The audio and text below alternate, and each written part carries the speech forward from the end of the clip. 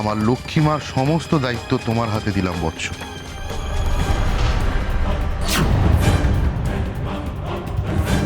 অনতিবিলম্বে আমি এক শুভ লগ্ন দেখে তোমাদের 4 হাত এক করে দেবো।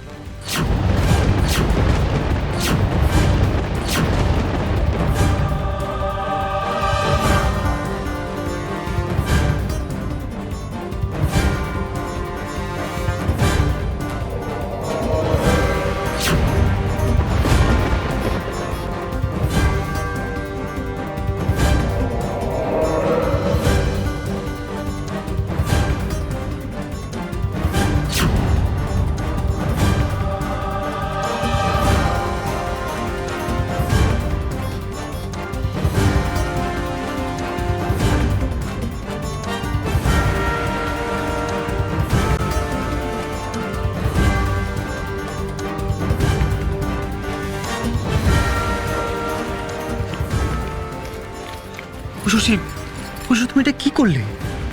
তুমি আমাকে ওখান থেকে টেনে নিয়ে এলে। তুমি দেখতে পারলে না শিব ভক্তটা অন্য মেয়ের সঙ্গে দেবলের বিয়ে ঠিক করছে? আমাদের তখনই ওদের আটকানো উচিত ছিল শশী। না নিশি, তুমি ভুল করছো। ভুল করছি? ও শশী, আমি ভুল করছি? ওই লোকটা আমার ভাইকে খারাপ পথে নিয়ে যাচ্ছে, আর তুমি সেটা দেখে চুপচাপ ওখান থেকে চলে এলে। হ্যাঁ, কারণ এই মুহূর্তে চুপ করে থাকাটাই বুদ্ধিমানের কাজ। শশী, তুমি কি বলছো? তুমি ভুলে গেছো শশী, তুমি মাকে কি কথা দিয়েছো? ডায়নার দেবলের বিয়েটা না হলে তুমি মাকে কি জবাব দেবে বলো তো? দেবলের বিয়ে ডায়নার সঙ্গেই হবে, সেটা নিয়ে তুমি ভেবো না। আর ওই লোকটাকে দেবলের বিয়ে ঠিক করার, দেবলের জন্য আমরা আছি, মা আছে, ওর পুরো পরিবার আছে যারা ওর ভালো চায়। একটা লোকের খারাপ যাওয়ায় কি যায় আসে? আমরা সবাই মিলে দেবলকে বাঁচাবো। কিন্তু শশী, কি করে বাঁচাবো আমরা? নিশিত, আমার কথাটা একবার বোঝার চেষ্টা করো। আমি তো আশ্রমে এসেছিলাম শিবভক্তের সঙ্গে কথা বলবো বলে, কিন্তু এখানে এসে যা দেখলাম তাতে মনে হলো আমাদের এখন শিবভক্তের সামনে যাওয়াটা ঠিক হবে না। শিবভক্ত যদি বুঝে যেত ওই মেয়েটার সঙ্গে দেবলের বিয়ে ঠিক করেছে, এটা আমরা জেনে ফেলেছি, তাহলে ও আরো সাবধান হয়ে যাবে, হয়তো এরপর আরো বড় কোনো চাল চালবে। তাই আমাদের এখন শিবভক্তের সঙ্গে ঝামেলা না করে দেবল আর ডায়নার বিয়ে দেওয়া উচিত। তুমি বুঝতে পারছো আমি কি বলছি?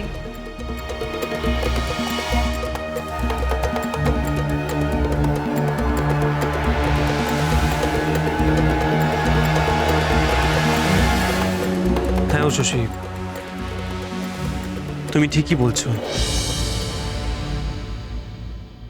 বেশ, তুমি যেটা বলবে সেটাই হবে। নিশিত, চলো এখান থেকে, দেবল বা শিবভক্ত দেখে ফেললে মুশকিল হবে। চলো।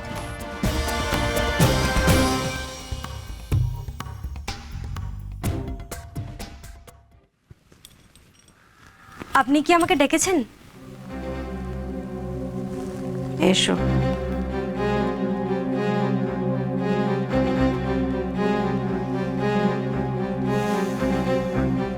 বসো, এখানে বসো, বসো।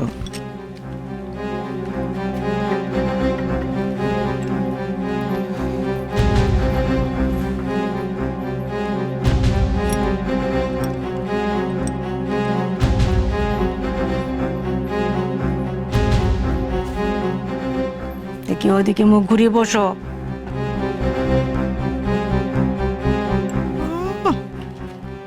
চুলখানার কি ছিঁড়ি করেছে, না আছে তেল, না আছে কিছু। শোনো, মেয়ে মানুষকে না সবসময় সাজপাট করে থাকতে হয়। বেটা ছেলেরা বাইরের সমস্ত কাজকর্ম সেরে যখন বাড়িতে ফিরবে, তখন যেন বউয়ের মুখটা দেখে সমস্ত ক্লান্তি দূর হয়ে যায়। আমার দেবল কিন্তু খুব শৌখিন ছেলে, তুমি যদি এমন করে ঘুরে বেড়াও না, তাকে ধরে রাখা কিন্তু খুব শক্ত হবে। আমি শাওরি হয়ে তোমাকে আগে থেকে বলে রাখলুম।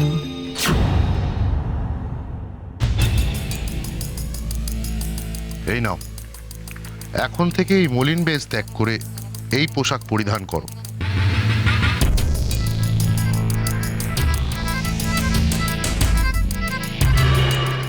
দেখো বালিকে, সংসার জীবনে প্রবেশ করতে চলেছ। গুরুদেবের কয়েকটা উপদেশ মাথায় রেখো। পুরুষ মানুষ বড়ই চঞ্চল হয়। তাকে বেঁধে রাখতে গেলে নিজেকে সর্বক্ষণ সেই পুরুষের মনের উপযোগী করে রাখতে হয়। এখন থেকে দেবলের পছন্দ অপছন্দ সব খেয়াল রেখো। তুমি তো সবই জানো। আমি কখনো স্বপ্নেও ভাবিনি যে আমার ছেলেটা সংসার ছেড়ে সন্ন্যাস নেবে। এখনো কিন্তু দেবলের মনে হয় আশ্রমের দিকে পড়ে আছে। তোমায় তার খেয়াল রাখতে হবে, তার মনে এমন করে ভুলিয়ে রাখতে হবে যাতে সেই আশ্রমে যাওয়ার কথা, সন্ন্যাস নেওয়ার কথা আর ভুলেও না ভাবে। এতদিনে নিশ্চয়ই আমার শিষ্যের পছন্দ অপছন্দগুলো জেনে গেছো। তাহলে এবার থেকে সেই মতন তার খেয়াল রাখো, তাকে যত্ন করো। এমনভাবে তার মন ভুলিয়ে রাখবে যেন সে তোমাকে ছেড়ে, এই আশ্রম ছেড়ে বাড়ি ফেরার কথা না ভাবে। সর্বক্ষণ যেন তোমাকে নিয়েই ভাবে। দেবল আমার চোখের মনি, আমার খুব দামি একটা জিনিস আমি তোমার হাতে দিলুম মা, সামলে রেখো। তুমি তো জানো দেবল আমার সর্বাধিক প্রিয় শিষ্য। আমি সেই অতি মূল্যবান সম্পদ তোমাকে সমর্পণ করলাম। তার খেয়াল রেখো।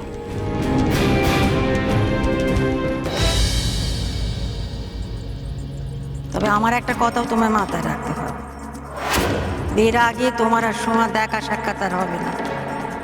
রাস্তায় রাস্তায় ঘুরে বেড়ানো অনেক হয়েছে, এরপর থেকে ঘোরা বেড়ানো যা হবে সব এরপর হবে।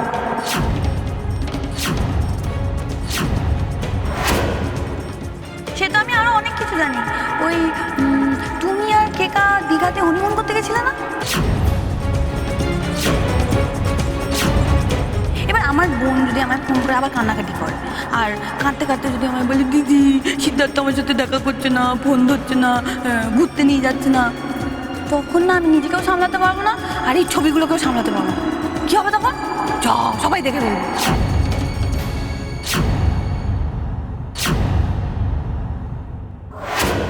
সোমার তো এখন বাড়ি থেকে বেরোনো বন্ধ, তাহলে তো কেকার সঙ্গে প্রেমের নাটকটা আমি নিশ্চিন্তে চালিয়ে যেতে পারি।